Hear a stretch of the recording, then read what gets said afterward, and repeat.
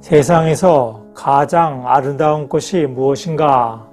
어찌 딸된 자가 아버지의 이름을 깔고 앉을 수 있겠습니까?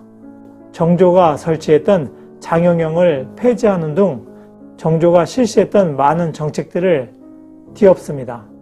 안녕하십니까? 오늘은 영조, 정조와 정순왕후라는 주제입니다. 정순왕후는 영조 35년인 1759년에 15세의 나이로 66세인 영조와 결혼을 해서 왕후가 됩니다. 당시 정순왕후는 위붓 아들인 사도세자와 그의 부인인 해경궁 홍씨에 비해서 10살이나 어렸습니다. 그리고 손잡벌인 정조에 비해서는 7살이 많았습니다. 정조는 이산이라고도 알려져 있죠. 그래서 역대 조선의 왕비 중에서 국왕과의 나이 차이가 가장 많은 왕비가 정순왕후입니다. 15살에 66세의 왕과 결혼했으니까 51살이나 나이 차이가 나니까 엄청나게 나이 차이가 많았던 것이죠. 왕비 간택 당시에 일화를 통해서 정순왕후의 기질과 성품을 엿볼 수가 있습니다.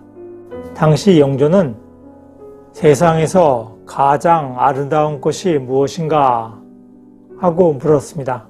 그러자 여러 교수들은 장미나 모랑 같은 아름다운 꽃들을 열거했습니다. 그때 정순왕후는 멋과 향기가 빼어나지는 않으나 실을 뽑아서 백성들을 따뜻하게 해주는 복합꽃이 가장 아름답습니다 하고 대답하였습니다. 또한 백성들이 가장 넘기 힘든 고개가 무엇인가 하고 영조가 물었는데 거기에 대해서 보릿고개입니다 하고 대답하였습니다. 세상에서 가장 깊은 것은 무엇인가 하고 물었는데 거기에 대해서 다른 간택 교수들은 산이 깊습니다, 물이 깊습니다 하고 대답하였습니다. 그런데 정순왕후는 사람의 마음이 가장 깊습니다 라는 대답을 해서 남다른 식견을 보여주었습니다. 그러니까 영조대왕이 상당히 기특하게 생각했죠. 한편 간택 후보들이 앉는 방석에다가 후보 아버지들의 이름을 새겨서 수놓았는데 정순왕후는 그곳에 앉지 않았습니다. 영조가 그 이유를 물어보니까 정순왕후는 어찌 딸된 자가 아비의 이름을 깔고 앉을 수 있겠습니까? 하고 대답하였습니다. 그러니까 영조의 입장에서는 무척이나 답변하는 것이 기특하고 마음에 들었던 것이죠. 그래서 결국 왕비로 선택이 됩니다. 한편 왕비로 책봉된 이후에 상궁이 옷의 치수를 재기 위해서 돌아서 달라고 말하였습니다. 그러자 정순왕후는 단호하게 네가 돌아서면 되지 않느냐 하면서 추상같이 말하였습니다. 그러니까 상궁들이 깜짝 놀랐죠. 이러한 일화에서 정순왕후가 심지가 깊고 단호한 인물이라는 것을 알 수가 있습니다. 한편 영조와 결혼한 이후에 3년 후에 영조가 사도세자를 뒤주에 가둬서 굶겨 죽인 사건이 발생했습니다. 이것을 이모하변이라고 하는데 큰 사건이었죠. 그래서 세손이었던 정조도 입지가 불안해졌습니다. 한편 정순왕후는 위태로운 입지에 있었던 세손, 그러니까 나중에 정조가 되는 이상과는 우호적인 관계를 유지했습니다. 사도세자가 죽을 때 정조의 나이는 11살에 불과했습니다. 영조가 결혼한 지 3년 후인 1762년에 사도세자가 뒤주에 갇혀서 굶어 죽는 사건이 벌어졌습니다. 영조대왕이 자신의 마음에 들지 않았던 사도세자를 뒤주에 가둬서 죽게 만든 사건이죠. 당시 사도세자는 정신적으로 문제가 있어서 그의 친어머니가 왕에게, 그러니까 영조에게 사도세자를 죽이고 세손을 보호하라는 그런 이야기를 했었습니다.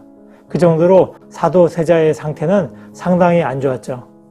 그래서 영조는 사도세자를 역적으로 죽이지 않고 본인이 직접 굶겨서 죽임으로써 세손이었던 정조를 보호하려고 했었습니다. 그래서 사도세자는 뒤주에 갇혀서 8일 만에 굶어 죽죠. 한편 정조가 1776년에 보위에 오른 이후에 정조는 정순왕후의 오빠인 김기주를 해경궁 홍씨에게 문안을 하지 않았다 하는 제목으로 김기주를 흑산도로 기양을 보냅니다. 해경궁 홍씨는 정조대왕의 친어머니죠. 그리고 결국 김기주는 10년의 기양살이 끝에 1786년에 기양지에서 죽게 됩니다. 그것에 대해서 정순왕후는 가슴에 한으로 맺혔던 것이죠. 김기주는 정순왕후에 비해서 5살이 많았습니다. 정순왕후가 왕비가 됐을 때, 그러니까 15살의 왕비가 됐을 때 김기주는 20살이었죠. 그리고 정순왕후로서는 그 밑에 남동생이 또 한 명 있었습니다. 하지만 김기주만큼 뛰어난 인물은 못했죠. 그러니까 역사책에 거의 기록된 기록이 없습니다. 근데 김기주 같은 경우에는 사도세자가 비행을 저질렀을 때 사도세자에 대한 나쁜 얘기를 왕에게 알려주려고 한다든가 해경궁 홍씨의 아버지였던 홍봉환을 탄핵하는 등 정조의 입장에서는 김기주에 대해서 안 좋게 생각했습니다.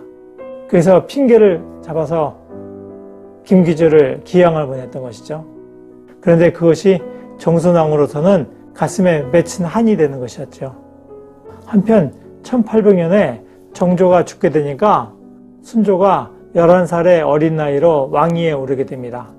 그렇게 되니까 정순왕후가 3년 동안 수렴 청정을 하게 됩니다.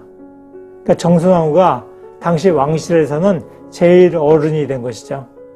수렴 청정이라고 하게 되면은 왕실의 여자 어른이 어린 임금을 대신해서 정치를 하는 제도인데, 수렴 청정 기간 동안에 정순왕후는 천주교를 묵인했던 정조와는 다르게 천주교 금지령을 내리고 천주교인을 박해합니다. 그리고 자신과 대립하고 있었던 남인과 소론, 그리고 노론, 시파 등을 대거 숙청합니다. 그래서 많은 사람들이 죽게 되죠. 그리고 한편으로는 정조가 설치했던 장영영을 폐지하는 등 정조가 실시했던 많은 정책들에 반하는 정책을 펼칩니다. 그러니까 정조의 정책이 많이 뒤집어지는 것이죠. 또한 해경궁 홍씨의 남동생인 홍락임을 천주교인이라는 이유로 처형합니다. 당시 해경궁 홍씨 같은 경우에는 상당히 반대를 했지만은 이미 해경궁 홍씨는 힘이 없었죠. 이는 정순왕후가 자신의 친오빠인 김기주의 기양과 죽음에 대해서 정조와 그의 어머니인 해경궁 홍씨에 대해서 내심 불편한 감정을 가지고 있었다는 것을 보여주는 그런 사건들이라고 할 것입니다. 물론 정순왕후는 그것을 별로 표현하지 않았습니다. 하지만 나중에 정조가 죽고 나서 그 한이 표출이 되는 것이죠. 그만큼 정순왕후는 심지가 깊고 결정적인 순간이 오기 전까지는 자신을 참아냈던 것이죠. 정순왕후는 평생 자녀를 낳지 못했습니다. 그리고 1805년에 61세로 생을 마감합니다. 노력하는 여러분의 동반자, 동반TV입니다. 감사합니다.